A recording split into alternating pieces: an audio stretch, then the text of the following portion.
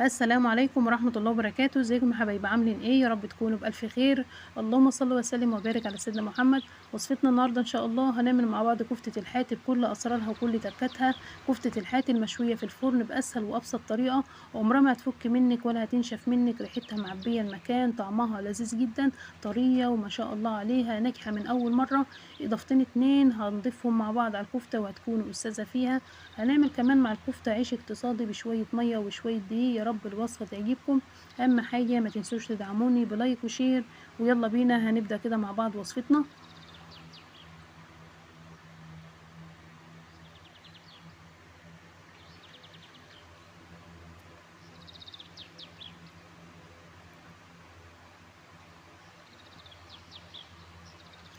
في البداية معايا كده كيلو إلا ربع من اللحمة المفرومة، ضفت لهم 150 جرام من الدهون، معايا كده بصلة مفرومة ناعم، معايا كمان فلفل حامي وده اختياري، معايا كمان حزمة كده من الكزبرة، أخدت بس الورق بتاعها.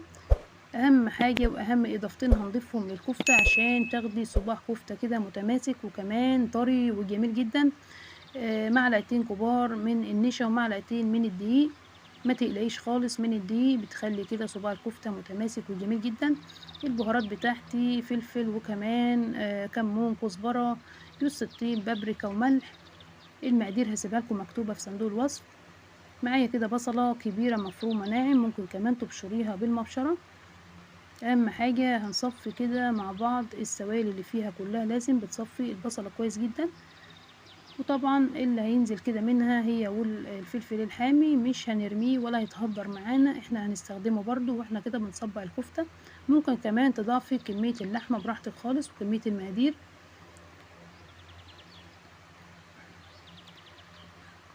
هابدأ كمان أصفّي كده الفلفل الحامي. خطوة بقى أساسية هنا لازم بنعجن الكفتة كويس جدًا. هنبدأ كده طبعًا هنعجن مع بعض الكفتة كويس جدًا، هتعجنيها طبعًا بدون توقُّف، لازم بتدخّلي كده المكونات كلّها مع بعض. أول كده ما تبدأ طبعًا الأنسجة هتظهر معاكِ، خلاص هتعرفي إن تاكلي أحلى كفتة إن شاء الله.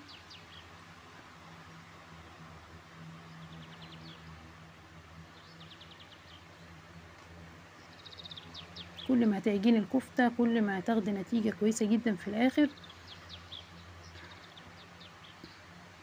وإضافة الدهون هنا أساسي، على كيلو كفتة أقل حاجة خالص هتضيفي كده 200 جرام من الدهون، بتدّي كده طراوة للكفتة وبتخلّيها طالعة معانا طرية وطعمها لذيذ جدًا. بدأت كده الأنسجة تظهر معايا، وطبعًا أنا عجنتها عجن كويس جدًا، أقل حاجة 15 دقيقة عجن. هابدأ كده أغطّيها وأسيبها كده على جنب، وهنبدأ طبعًا نعجن مع بعض العيش الاقتصادي الجميل، وده طبعًا مش أساسي في الوصفة، أنا بس هادّيكِ الفكرة وبراحتك خالص. ممكن كمان تضاعفي كمية العيش وتشيليه كده في الفريزر، هيمشي معاكِ ساندوتشات، فطار، غدا وعشا، جميل جدًا. بدأت كده طبعًا هابدأ كده في العيش، معايا نُص كيلو من الدقيق المنخول، ضِفت له معلقة من الخميرة، معلقة من السكر، رشة بسيطة خالص من الملح، كوباية ونُص من المَيّة، وهابدأ كده أعجن. هاقلِّب كويس جدًا، وهابدأ طبعًا بإيديّا هالِم العجينة.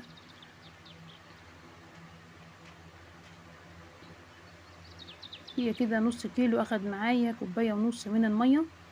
أول كده ما هابدأ ألِم العجينة بتاعتي، هاضيف له كده 3 معالق كبار من الزيت، هالِم بيهم العجينة. طبعًا مكونات بسيطة جدًا وهتاكلي أحلى عيش إن شاء الله. هاسيبه كده على جنب طبعًا في مكان دافي علشان يخمر معايا بسرعة. خمر معايا، وطبعًا القطعية هنا براحتك خالص ترجع لرغبتك، عايزة تكبّري القطعية، عايزة تصغّريها براحتك. نُص كيلو هنا من الدقيق قطّع لي كمية كويسة جدًا من العيش. هابدأ كده أقرّص العجين، طبعًا القطعية هنا متوسطة كويسة جدًا.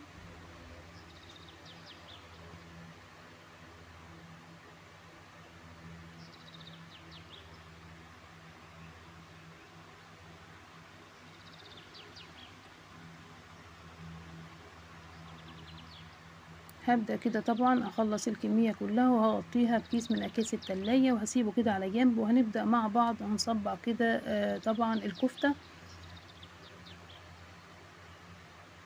بدأت كده في صاج دهنته كده دهنة بسيطة جدا من الزيت، عايزة تستغني عن الدهنة دي براحتك برضو، هي مش محتاجة طبعا.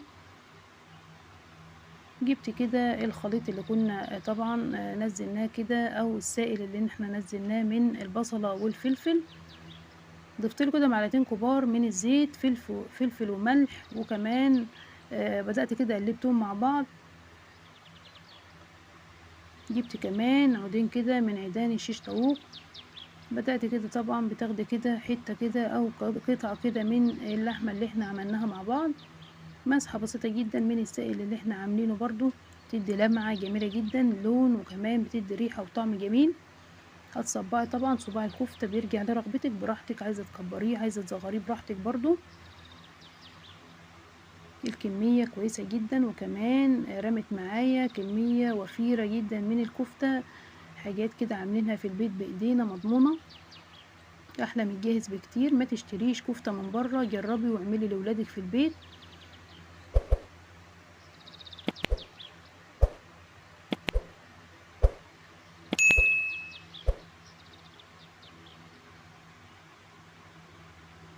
هتسحبي كده الصباع براها خالص، وبعد كده هتبدأي تظبطيه وانت كده طبعا بترصيه في الصاج. هبدأ كده اصبع صباع كمان معاكم، وهنبدأ كده نخلص الكمية كلها عشان وقت الفيديو. خلصت كده الكمية كلها ما شاء الله، كمية كويسة جدا. وانا هنا مكبرة كده صباع الكفتة، وطبعا بدهنة كده بالفرشة على وش الكفتة كده من السائل ده، بيدي كده ريحة وطعم جميل جدا. هسيبه كده على جنب، وهنبدأ طبعا هنفرد كده العيش مع بعض، رشة كده من الدقيق، وهبدأ طبعا ما شاء الله وارتاح معايا خالص. هتبدأي كده بالنشابة بتفرديه فردة بسيطة جدا علشان يكون كده طالع معانا طري وجميل. عايزة كده تسخني كده طاسة على النار او صينية كده على النار وتخبزيه، برضو بيكون جميل جدا. ما عندكيش كده فرن غاز عادي، عندك فرن بوتاجاز شغال كويس جدا، هتخبزيه برضو هيطلع برضو ما شاء الله عليه جميل. انا هنا هسويه معاكم في فرن الغاز العادي. بدأت كده شغلته وانا في بداية كده الفرد في العيش، سخنته قبلها كده ب10 دقايق كويس جدا. وكمان سخنت كده الصاج اللي انا هخبز فيه، وهنبدأ كده نخبزه مع بعض. ما شاء الله عليه ما اخدش معايا وقت خالص، انا اديتك الفكرة وانت براحتك بقى تكملي كده مع يعني، عايزة تزودي الكمية كمية المقادير براحتك برضو، عايزة تعملي كيلو او 2 كيلو براحتك، هتشيليه في الفريزر جميل جدا. طالع ما شاء الله طري وجميل جدا، منفوخ معايا كمان، حتى لو مش منفوخ طالع طري وجميل ولونه كمان جميل جدا. نص كيلو دي عمل لي كمية كويسة جدا من العيش. هخلص طبعا الكمية كلها، وكمان والفرن سخن كده على اعلى درجة حرارة. هدخل كده الكفتة لمدة طبعا مش هتاخد معايا من ربع ساعة لتلت ساعة بالظبط. ما تغيبيش الكفتة كده في الفرن، ودايما بتقلبيها من وقت للتاني علشان ما تنشفش منك.